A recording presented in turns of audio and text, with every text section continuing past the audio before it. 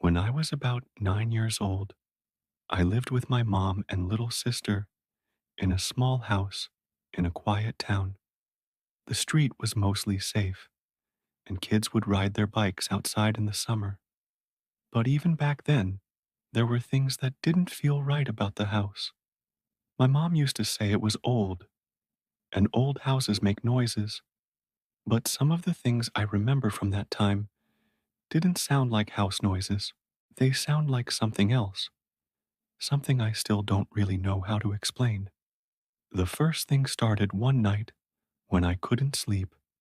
I was lying in my bed with a blanket pulled up to my chin, staring at the little glow in the dark stars on my ceiling. My room wasn't very big, just a bed, a dresser, and a toy chest near the window. I remember looking at the shadows on the wall from the trees outside. The branches swayed whenever the wind blew, and I told myself that's what I was seeing.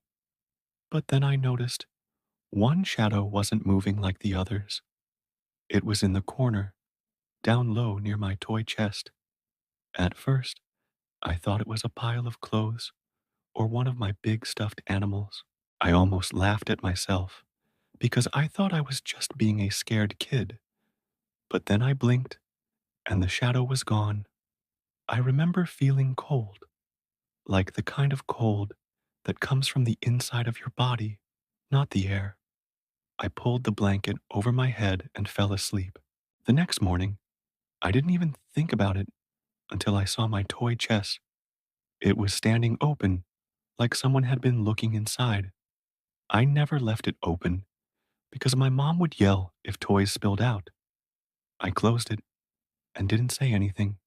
A few weeks later, my sister, who was only 5, told my mom she didn't like the man in the closet. I basically froze when she said it because she said it so casually, as if it were just a fact. My mom brushed it off and said, "Little kids imagine things." But I saw my sister's face, and I could tell she wasn't making it up. She said he would stand in the closet at night and whisper, but she couldn't hear the words. My mom talked her in that night and said a prayer with her, but she didn't check the closet. Later that night, I woke up because I heard something dragging across my floor, like someone pulling their nails across the wood. I was too scared to move, but the sound stopped right by my bed. I was sure if I looked over the side, I'd see something staring up at me. I just froze there, clutching the blanket until I fell asleep again. The next morning, there were long scratches on the floor right by the side of my bed. They were fresh, like someone had carved into the wood. I remember running to show my mom, but she got angry. She said I must have been playing with something sharp or dragging furniture. I swore I hadn't, but she didn't believe me. After that, the nights got worse. I would hear faint whispers, almost like a radio on low volume, and it would come from my closet. Sometimes my sister would cry in her room, and when I ran in, she would be pointing at the corner saying, "He's there, he's there." I never saw him, but I believed her. You know when someone's watching you and the hairs on your arms stand up. That's how it felt. The scariest night was in the middle of winter. I woke up and saw my bedroom door was open. Even though I always shut it, I could see the hallway light because my mom left one on for us at night. But then as I watched, the light in the hall went out. I thought maybe the bulb turned out. Then I heard footsteps coming down the hall. They stopped outside my door.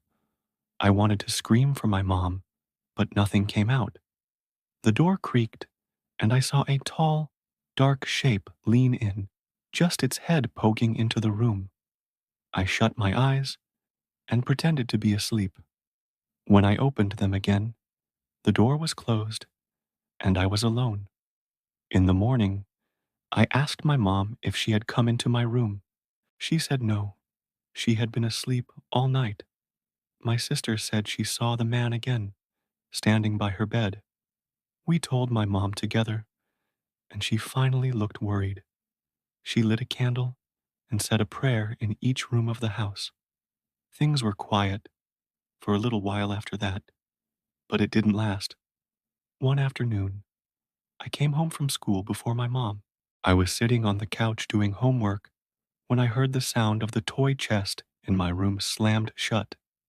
The thing is, nobody else was home.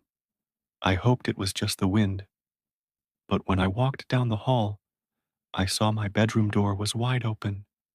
My toy chest was closed, but all my toys were scattered on the floor, like someone had dumped them out. I backed away and waited outside until my mom came home. When I told her, she still didn't believe me and said the cat knocked things over. Years later, after we moved out, I asked my mom if she ever experienced anything in that house. She hesitated, then said yes.